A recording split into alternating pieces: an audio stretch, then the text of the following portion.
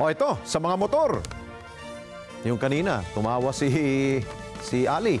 Pinutakti kasi ng samot-saring reklamo ang idinulog ngayon sa Senado ng grupo ng mga mananakay laban sa mga motorcycle taxi tulad ng pagpapasada nito bilang kolorum.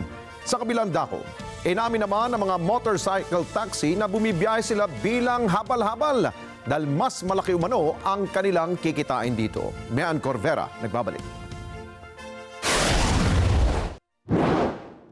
Inireklamo rin sa Senado ang mga motorcycle taxi dahil sa pagpatay ng kanilang mga apps kapag rush hour o kaya masama ang lagay ng panahon, dahilan kaya pahirapan ang pagsakay ng mga commuters.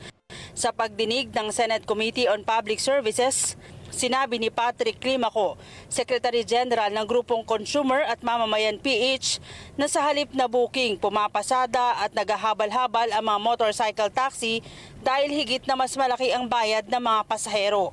Masyado anyang delikado ang ganitong kalakaran dahil kapag naaksidente, walang maaring habulin ang isang pasahero.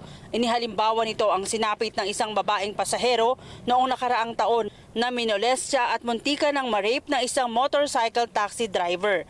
Tuklasan ko po kasi sir, habang nagbubuk po ako, may lumapit po sa akin. Isang light blue, isang dark blue, which is Angkas and Joyride. Nag-aalok po sa akin. Nung pagkasagot ko po na ito po nagbubuking na po ako, hindi na kumibo. So something fishy come into my mind na lalabas to na kolorum. Kasi po hindi siya magre-register dun sa sistema ng app ng Angkas at saka ng Joyride.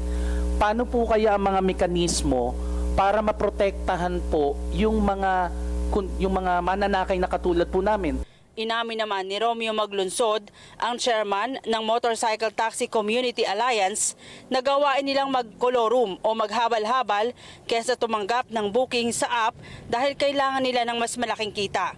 Hanggang ngayon kasi wala pang malinaw na batas para maging legal ang kanilang operasyon. Sir, amin na kami, sir. Sa tagal kasi ng pilot run, gumugulang na yung mga rider.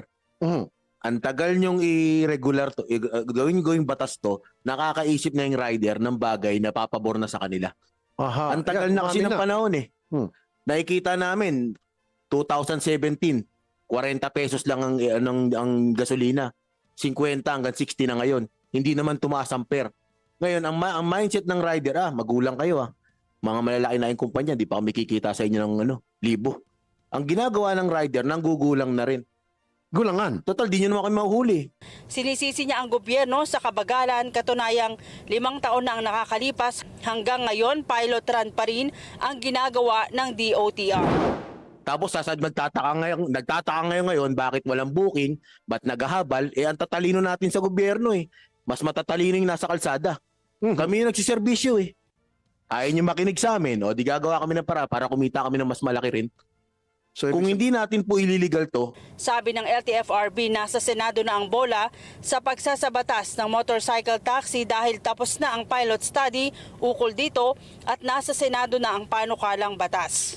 Pagtiyak naman ni Senador Raffy Tulfo na chairman ng Senate Committee on Public Services, re-reviewin nila ang naturang panukalang batas. So baka na-overlook lang yon. So I'll look into it. I'll make sure na the ball will start rolling again. Mean Corvera para sa Mata ng Agila, matatag, matapang, matapat. Maraming salamat sa inyo pong pagsubaybay sa Mata ng Agila Primetime. Para malaman ang matatag, matapang at matapat na mga balita, i-follow lamang at mag-subscribe sa @Net25 TV.